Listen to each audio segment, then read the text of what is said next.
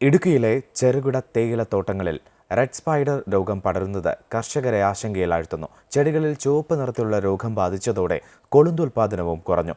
വൻതുക കൊടുത്ത് കീടനാശിനികൾ വാങ്ങാൻ ചെറുകിട കർഷകർക്ക് കഴിയാത്തതിനാൽ ചെടികൾ ഉണങ്ങി നശിക്കുകയാണ്.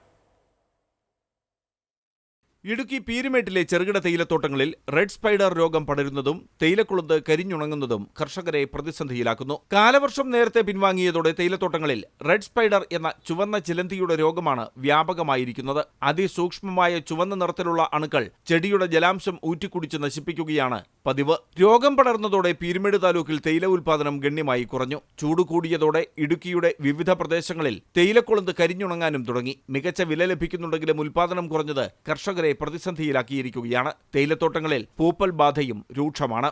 ഇത് ബാധിച്ചു കഴിഞ്ഞാൽ ആ തായിലയുടെ നീര് ഈ സ്പൈഡർ ഊറ്റി കുടിക്കുകയും അതുവഴി ഈ തായില വീണു പോവുകയും ആ തായില വീണു പോയി കഴിഞ്ഞാൽ പിന്നെ 90 ദിവസം കഴിഞ്ഞാൽ അടുത്തൊരില പാകമായി വരുള്ളൂ. അപ്പോഴത്തേക്കും തേയില ഉൽപ്പാദനത്തിൽ ഗണ്യമായ കുറവാണ് ഉണ്ടാകുന്നത്.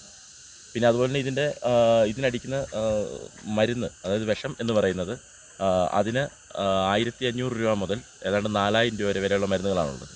അത് മേടിച്ച് അടിച്ച് സാധാരണ ഒരു കർഷകനെ മുന്നോട്ട് കൊണ്ടുപോകാന്നുള്ളത് വളരെ ബുദ്ധിമുട്ടായിരിക്കുന്ന ഒരു അവസരമാണിത്.